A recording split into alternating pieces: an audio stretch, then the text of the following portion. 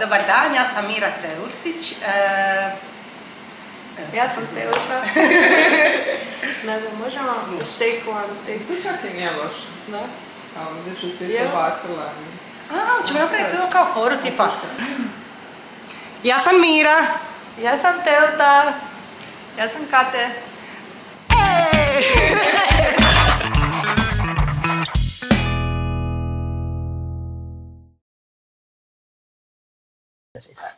Ako tražiš mjesto gdje se priča o važnim temama bez filtera, upravo si ga našao. Kao i uvijek, iza kamere je naša Kate, sa mnom je Teuta, ja sam Mira, dobrodošao u Tko je pun.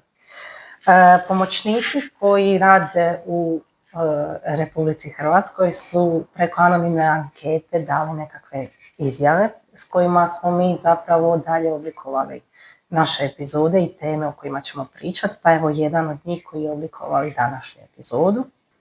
Obračun plaće po satnici, a ne po koeficijentu. Posao pomoćnika je vrlo zahtjevan i odgovoran, a vrednovanje minimalno. Teme koje vas se stvarno tiču na mjestu gdje se ne bojimo razmišljati na glas, današnja epizoda je na temi plaće pomoćnika u nastavi.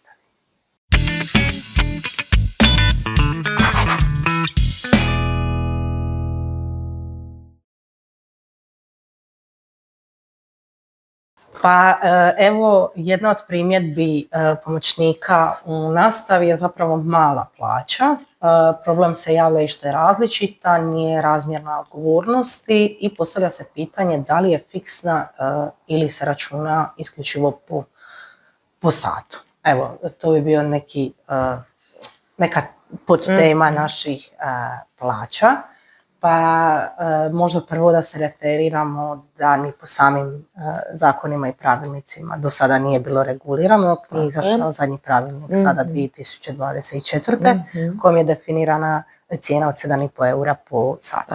Okay. Znači, u principu bruto jedan plaća je 7,5 eura, što znači da neto plaća prvenstveno kao takva, ovisi znači i bruto i neto ovisi o satnici. Pa tako kad se uzme u obzir za osnovne škole gdje imamo i pomoćnike koji rade 25 sati tjedno, dakle neto plaća varira od 600 do 900 eura, s tim da ima razlika u tome da li neko ima neku poreznu olakšicu ili nekakve dodatke u smislu samog obračuna plaće. Dakle, porezna olakšica, ako neko ima djecu, prijavljeno na svoju poreznu karticu, koliko ima neko neki manji invaliditet, dakle taj onda dio opet i tu varira. Dakle, nije određena neto satnica da imaju svi po tom smislu, nego kao i svake plaće ili ovisi opet o osobnom obračunu samog djelatnika. I njegovim uvjetima. Tako, znači plaća se mijenjala, početak je krenuo kao volonterski, jel tako? Pomoćnici u nastavi. Godinama to je bila toliko neregulirana djelatnost da ih se u početcima, to smo već spominjali u vezi samih početaka inkluzije pomoćnika, nije ih se uopće priznavala, često ni dozvoljavalo toliko uplitanja, da tako kažem, u nastavni ili odgojni proces u vrtićima i školama, da bi onda krenulo polako dobivati formu i prve pravilnike, odnosno stavke vezane uz plaću.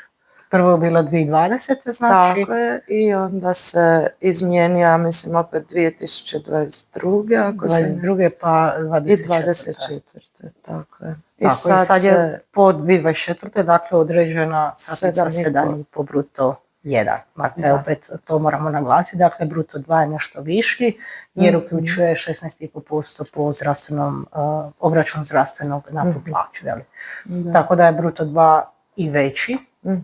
Međutim, ono što je tu recimo zanimljivo je da te plaće opet, osim one su određene dakle kao minimalni iznosi su 7,5 eura, međutim određene škole, gradovi, županije znaju sufinancirati sami iznos, tako da opet na razini države nemamo definirano jasno univerzalno za sve takva plaća je za pomoćnika u nastavi. Na primjer, mi u našoj županiji, dakle Zadarska županija, mi smo prošle godine recimo imali razliku da je grad sufinancirao zapravo plaće.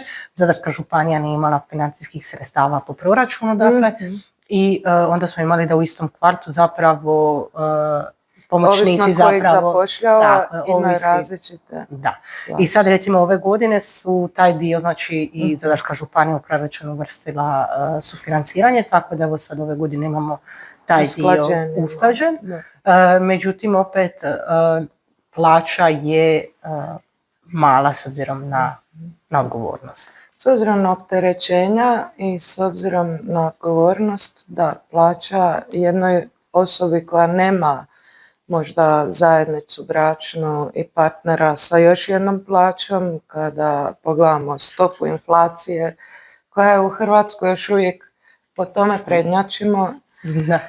definitivno, bar smo negdje prvi, nije realna jednostavno Da. za nekog samohranog roditelja ili osobu koja želi s time preživjeti. Stvarno, opet je, bez obzira na povišenje, s obzirom na ekonomske promjene i krizu, dovoljno, nije dostatno. Tako. Da. A opet s druge strane odgovornost je iznimna.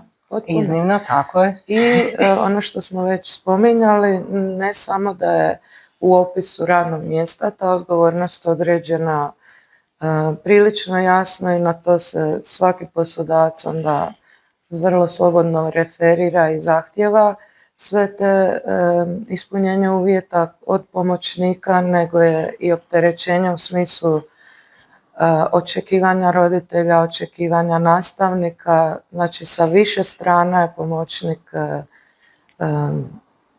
i opterećen i zapravo iscrpljen, a sve skupa, za razliku od naših plaća gdje je ipak više stavki jasnije definirano, čak i ono što ulazi pod pripreme van satnice, kod njih to plaća ne prati. Tako je, to je taj dio koji pokušavala sam naći tablicu da priložim u današnjoj emisiji, međutim nisam našla jednu univerzalnu. Dok sam radila kao odgojitelj u vrtiću, dakle, moje radno vrijeme je bilo 5,5 sati, dakle, neposredan rad sa djecom. Zatim se imalo, dakle, za puno radno vrijeme dnevno, dakle, 8 sati radnog vremena, 5,5 sati se radi, dakle, sa djecom u skupini, pola sata se računa na pauzu, to dobivamo ukupno 6 sati radnih i onda imamo 2 sata koje smo mi raspisivali u smislu pripreme za sutra, kroz mjesec neke aktivnosti, izrada mjesečnog plana, tjednog plana, tih dnevnih aktivnosti. Dakle, znači u tih 2 sata smo raspoređivali kako je bilo kada potrebno, znači tu pripremu, razgovor s roditeljem, bilježenje, praćenjem djeteta, jer što smo isto vodili u ove knjige, sad sam zaboravila kako se kao zovu. Dnevnici u osnovnoj, tako ste i vi vodili uopće. Tako, i onda smo imali smo prostora tu imati edukacije. Dakle, edukacija je ulazila u moje radno vrijeme, što smatram da je neophodno, znači pogotovo te neke nove teme, neke teme koje možda treba dodatno kako bi rekla, i osvježiti, ali steći neka nova znanja. Tako i implementirati, jer je današnji i vrtićki, odnosno predškolski sustav i osnovnoškolski sustav ovisan o tim vrlo brzim društvenim promjenama i inovacijama u obrazovanju, tako da djelatnik više nije toliko na izboru tvom osobnom, nego praktički obaveza konstantno pohađati te edukacije, posebno one koje su od ministarstva propisane, jer u protivnom nisi učinkovit i ne možeš zapravo pratiti novitete. Jer učitelji isto tako, znači imaju, vidjela sam, znači u srednjim školama im je neki prosjek između 20 i 22 sata, kao neposredan rad sa djecom u nastavi. U osnovnim školama od 22 do 24, dakle oni i dalje opet imaju taj prostor za pripreme, ispravljanje ispita, da bi popunili svoju satnicu punog radnog vremena. Recimo agencija, to me isto baš iznenadilo kad smo krenuli u priču s pomoćnicima, Agencija za odgoj i obrazovanje, dakle nudi edukacije koje su odgojno-obrazovnim djelatnicima besplatne, nakon njih se dobije potvrda, one su uglavnom sve više manje online, bar su onda bile 95% sigurno je bilo online dostupno. međutim nisu dostupne i pomoćnicima. Znači oni kad odrade svoje sate rada sa djecom, njihov radni odnos prestaje, iako vjerujem da veliki dio njih ima i komunikaciju s roditeljima, komunikaciju s nastavnicima, da ne govorimo o pripremi, edukaciji. Ono što je velik pomak po meni je što je i edukacija pomoćnika u nastavi nešto što je relativno nedavno uvedeno kao obavezno. Dakle, zato su sva učilišta koja su mogla brže bolje napravila program educiranja pomoćnika da zadovolje tu zakonsku potrebu i to je velik plus jer smo standardizirali na neki način time koliko smo mogli, unificirali njihov način rada i kako obavljaju taj posao, što ih dodatno štiti kao djelatnost i daje im podlogu za borbu u budućnosti za još bolje uvjete. No, bez daljnjega radili netko posebno u posebnom sustavu odgoja i obrazovanja, kao što je u Zadru osnovna škola Voštarnica primjerice, gdje djeca s većim teškoćama u razvoju zahtijevaju od onoga tko s njima radi viši stupanj te praktične stručnosti i određenih specifičnih znanja. Bez daljnjega je potrebno i njih uključiti. Tu moram baš konkretno tu školu pohvaliti. Ona ih uključuje u svoje edukacije ravnopravno s nastavnicima, tome sam i sama svjedočila, no to je opet pokazatelj koliko je neusklađen stav pojedinih škola unutar iste županije, a kamoli države, prema tumačenju tog što je njima radna obaveza, kako im tu satnicu iskoristiti i te sate podijeliti na ono što rade i djelomično barem na usavršavanje. Tako, između ostalih komentara bio je i vezano za razliku dakle, školskog sata, sunčanog sata, da postoji čak upravo taj dio od škole do škole. Dakle, negdje se prakticira da zapravo pomoćnik i tu razliku između 45 i 60 minuta zapravo odrađuje, što najčešće nije sukladno opisima poslova koje bi možda trebali biti, znači nisu namijenjeni tom radnom mjestu. Onda s druge strane, recimo, pročitala sam da negdje imaju i naknade za topli obrok, što mi je baš bilo onako veliko iznenađenje, ali su te razlike zapravo ogromne. Ispričavam se, znači baš to što si spomenula, tumačenje sata kao 45-minutnog ili 60-minutnog. Baš imam u glavi jedan svjež primjer gdje smo iz naše uprave, neću imenovati naravno, zna se tko je direktno nadređen za problematiku pomoćnika, dobili tumačenje da se referiramo na 60 minuta. Dakle, time se povećao broj školskih sati koje su pomoćnici dužni odraditi dnevno. Sad ne znam to na sreću da se to tumači kao znači u ovih 15 minuta, 3 puta da uzmemo po 15 minuta. Zbrojimo ih i dodamo još jedan školski sat. Da, dakle, opet drugčije tumačenje. Točno. Znači, tako da. Netko ko je to pisao ili je hotimice ili nehotično ostavio tu jednu, što je za naše zakone karakteristično, rupicu koja dobro dođe pojedinim ravnateljima koji će onda to objeručke zgrabiti i iskoristiti pomoćnika do kraja. Tako što da, nikako nije primjereno za... Nije učinkovito jer taj posao trebalo bi trebologija, dakle nužno su istraživanja daljnja kojima bismo, to nam može biti nova jedna misija, kojima bismo egzaktnije opisali učinak tih opterećenja na zdravlje pomoćnika, na njegov zapravo učinkovitost u radu, jer smatram da svaki posao koji je iznad nekog prosjeka po pitanju stresa, opasnosti koje prijete u fizičkom i psihičkom smislu i tako dalje, potrebno malo barem beneficirati, a ne ga vodeći se slijepo ili tumačeći taj zakon po svome, učiniti duljim po danu da bismo u konačnici postigli da takve osobe budu doživljavaju ili sagorijevanje ili nažalost onda veći je rizik od opasnih situacija jer je umor i iscrpljenost veća. Psihofizička sprema. Tako je, dakle s razlogom se takva djelatnost mora raditi određen manji fond sati, ali pribrano i kvalitetno, bolje nego... Manji fond sati u neposrednom radu, dakle sa djetetom. Tako je. Ili s djecom, tako je. Da. Neki su čak spominjali i koeficijente koji su primjenjivi na sličnim zanimanjima, ali na njihovom nisu. Da. Dakle, imamo i, znači na mjestu pomoćnika uvjet je dakle završena 4-godišnja srednja škola. Međutim, imamo osim toga razlike u smislu da su neki završili i veće stupnje obrazovanja, neki rade sa više djece, neki rade sa više učenika, dakle u razredu, neki rade u posebnom razrednom odjeljenju, dakle opet ima tih dosta razlika na koje bi koeficijent zapravo opet mogao utjecati da bude ta plaća razmjernija samoj odgovornosti i tom radu. Da je to diferenciranje detaljnije.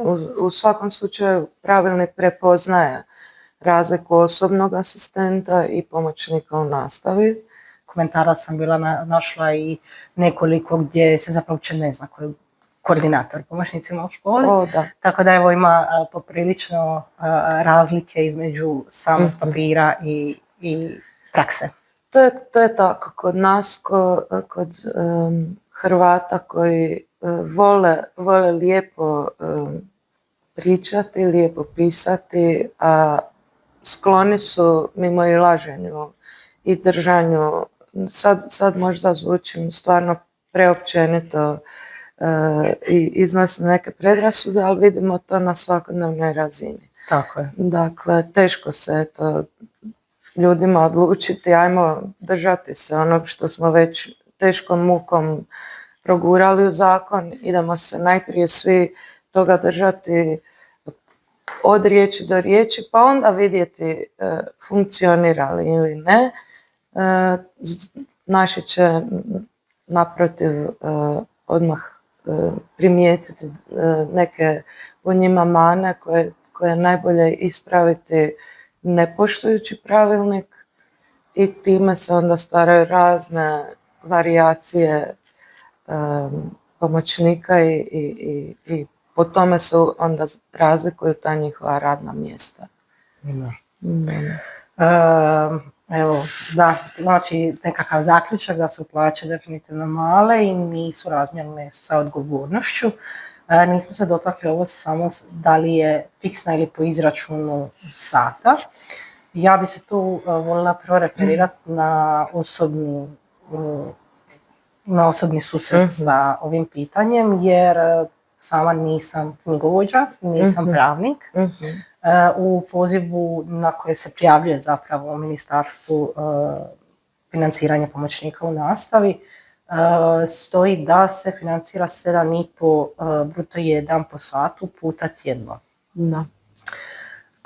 Što sam u komunikaciji sa knjigovođom zapravo dobila informaciju da dolazimo do fiksne plaće s tim, zato što vi po satnici koja se odvija tjedno morate napraviti prijavu u sustavu mirovinskog, odnosno u sustavu mirovinskog, što je sve javno dostupna informacija, N1P obrazac, dakle unosi se dnevno radno vrijeme, odnosno tjedne sate podijelimo sa 5 radnih dana dakle, u tjednu i dobijemo zapravo dnevno. I onda se taj dio zapravo množi sa radnim danima. Tako je. To bi trebalo u principu biti fiksna plaća. Međutim, opet po i samoj anketi možemo vidjeti da se i taj dio drugčije iščitava. Sad, da li je to od knjigovodstvenog sustava do knjigovodstvenog sustava ili je to jednostavno opet neka, ali je, u svakom slučaju opet je razlika. Dakle, mi, evo, udruga Marija Himsa isplaćuje taj neki fiksni dio. odnosno po samoj prijavi i po iščitavanju same te rečenice. Dakle, dolazimo do činjenice da bi to trebalo zapravo tako. Ja sam tu rečenicu pročitala 100 puta, sjećam se kad smo prvi put prijavili projekt. Znači, više puta sam taj dio, baš sam sjedila s knjigovođom na mobitel i ajmo, molim te, što ovo sad zapravo, stvarno kad staviš na razmišljanje, stvarno rečenica je opet može biti dovedena i dovodi se u dvojno tumačenje, a možda će postoji neko treće tumačenje. Međutim, mi smo došli do zaključka da bi to trebalo zapravo biti u tom smislu fiksno, zato što prijava ide na dnevno radno vrijeme, odnosno da li pomoćnik jedan dan ima 4 recimo sata, drugi 7, dakle ne računa se po tom razmjeru, jer opet ćemo dobiti neke razlike s obzirom kad je bio praznik, s obzirom kad je bilo ovo, kad je bilo ono. Da li tjedan završi, znači na ovaj način zapravo pomoćnik ima svoju fiksnu plaću i dobiva taj neki moment da mu se da može računati na taj mjesečni iznos. Tako, barem je to toliki koliki je mali, ali... Kakav takav, ali opet je velika razlika, ili nešto na što čovjek sigurno može računati u svom mjesecu ili ne zna i neizvjesno mu je hoće li sljedeći mjesec plaća otići par 100 eura niže s obzirom na bolovanje djeteta ili ne znam, bilo kakve izvanredne okolnosti. Testiranje za radno mjesto, dakle usmeno, pismeno, plus dosta prigovora na tonu papira kod prijave za rad. Evo, to mi je bila nekako baš zanimljivo, jer se i ja svaki put pitam da li je to potrebno, s obzirom da pomoćnici uglavnom rade u istoj školi gdje su radili prethodne godine, i ta jednostavno tona papirologije koju trebaju predat, da napomenem, dakle, njihov radni odnos je od prošle godine, dakle, do 31. kolovoza, što je opet promijenilo taj neki dio, međutim oni doslovno, dakle, radni odnos je prestao 31. kolovoza, novi počinje 1. rujna, što je doslovno dan poslije. To, je li ti za tu razliku prijave, odnosno vrednovanja tog radnog mjesta, zapravo moraš prikupiti ponovo su istu dokumentaciju koju si već predao prethodnu godinu. S druge strane, testiranja za radno mjesto, gdje sam se baš iznenadila, jer sam naišla na odgovore da se provode i usmena i pismena. Evo, i ja sam se tu malo, neću reći iznenadila, ali jer sam bila upoznata sa usmenima, nisam bila upoznata sa pismenima, što opet dovodi do razlike na državnoj razini. Tako je, i to je opet dokaz da postoji nedefiniran dio pravilnika koji bi se u budućnosti dalo jasnije definirati. Svaka razlika u državi nam ukazuje na potrebu za dodatnim naporima da se taj pravilnik dodatno usavrši. Ali što se mene tiče, stvarno ja educirala sam velik broj pomoćnika u nastavi, s njima ostajem nerijetko dugo godina u kontaktu, po potrebi ili redovito.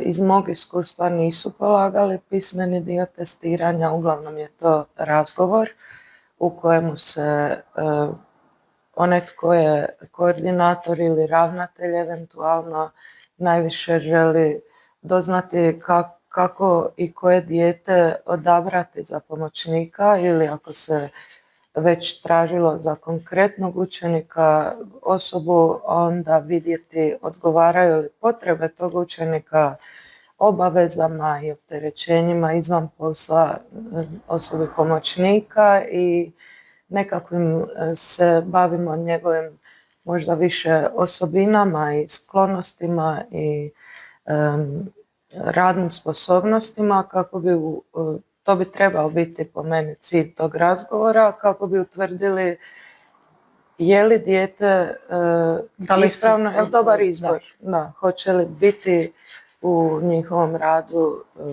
potencijalno većeg ili ne baš toliko uspjeha, što je bitan dio zapošljavanja pomoćnika i zapravo uplitanja, da tako kažem, u sudbinu tog djeteta. Nije mala stvar, dakle ne treba to doživljavati pro forme i doslovno, da tako kažem, bez dovoljno testiranja zapošljavati bilo koga, bez obzira na educiranost pomoćnika. Kažem, jako je bitan taj aspekt njihove kompatibilnosti. Ali s druge strane, pismenim testiranjem vjerujem da se više ide, poznavajući našu državu i mentalitet, ka tome da se možda eliminira nekoga tko nije možda bio zamišljen za tu radnu poziciju. Ne vidim toliko iz svog iskustva rada s pomoćnicima i edukacijske rehabilitacije nekih drugih razloga zašto bi nekog za to radno mjesto ispitivali pismenim putem i što to sadržava. I da, to bi trebalo stati u pravilniku ako psihološki dio testiranja ili ispituju poznavanje zakona. Međutim, evo bolovanje. Dakle, uistinu, ok, na jedan dan će, ako neko ima u školi, zamijeniti, ali što ako nema? U principu je roditelj onda primoran uzeti i sam bolovanje, nerijetko, nije nigdje to propisano naravno pravilnikom, ali u praksi to viđam kao velik problem i roditelj koji može sebi omogućiti tako često ili ne toliko često, ali po potrebi hitno nekako odsudstvo s posla, najčešće se tim putem onda to rješava. Bake, djedovi, služba i slično. Tako, ali imam saznanja od pomoćnika s kojima sam u kontaktu da u nekim školama, čak u našem gradu, ako je pomoćnik odsutan na dulji period i zna da će u slučaju, ne znam, nekakve operacije morati biti na oporavku nekoliko tjedana ili dulje, onda mu se iz grada ili županije šalje zamjena. I tome sam svjedok. Da. I tu svaka čast. Međutim, i to je od škole do škole različito iskustvo. Različito iskustvo. Sam baš na prvom projektu imala situaciju sa duljim bolovanjem. Na kraju se ispostavilo da je bilo cijelu školsku godinu. Međutim, zamjena da, angažirala se zamjena, došla je zamjena, sve to je išlo super. Gospođa je krenula i na edukaciju i sve to skupa, međutim nije baš da postoji kao u praksi vrtića i škola, s tim da za vrtića recimo puno više imam iskustva i saznanja s obzirom da sam ta struka, jeli? I da znam jako puno njih koji su odgojitelji. Doslovno znam ljude koji su bili odgojitelj zamjena. Znači doma u principu ne radim nigdje, ali danas me zove taj vrtić, danas sam tamo, sutra me zove ovaj vrtić, sutra sam... Dakle, to je isto jako nestabilan posao jer ti ne znaš da li ćeš imati ti jedan radni dan u takvom poslu gdje si ti doslovno zamjena za sve uvjete. Slažem se, ali je to super si spomenula, potencijalno jako dobra platforma za uvesti i standardizirati i to zanimanje.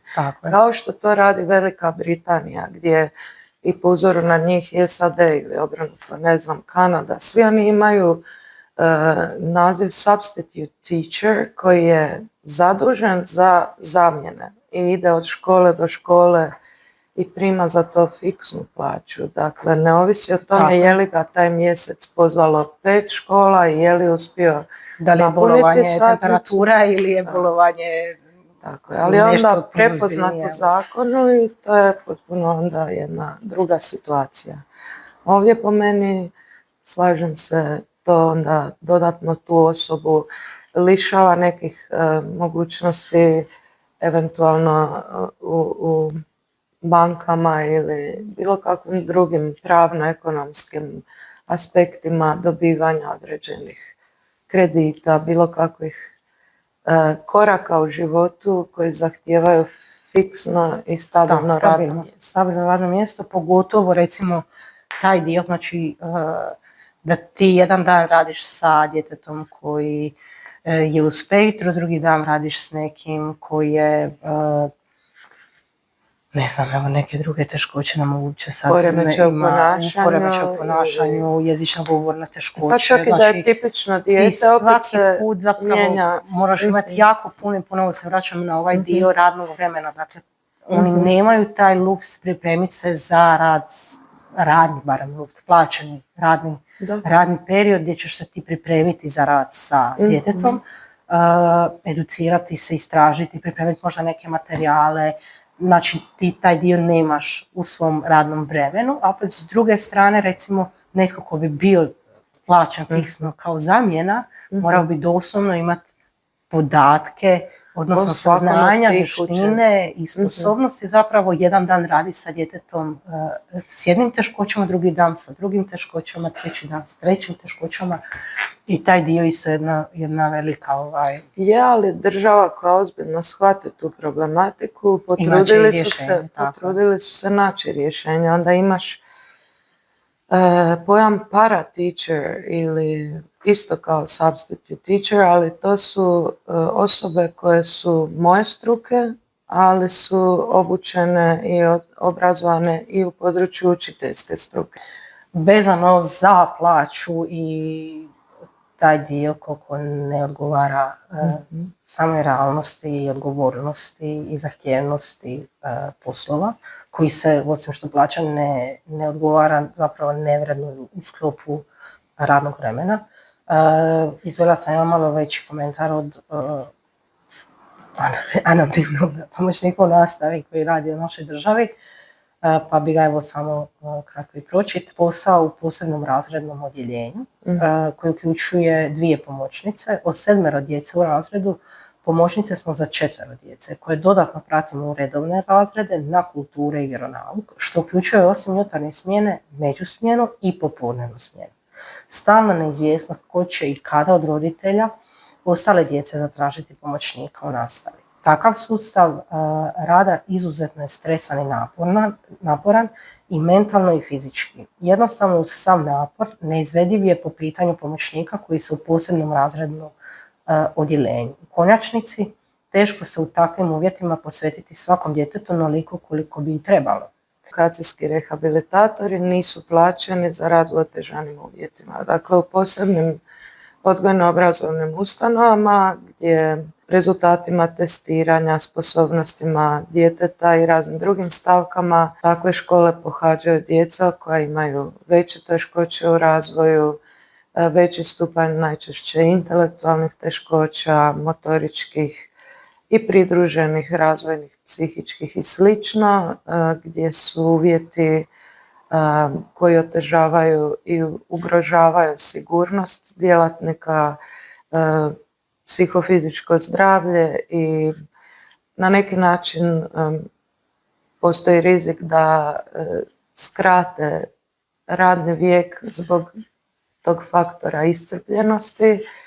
Kažem, zakon nije prepoznao to opterećenje ni za našu struku, tako da sam u tom pogledu uistinu frustrirana, jer svi koji smo to radili dulje od 5 godina, a evo u mojoj je prošlosti nekih 10,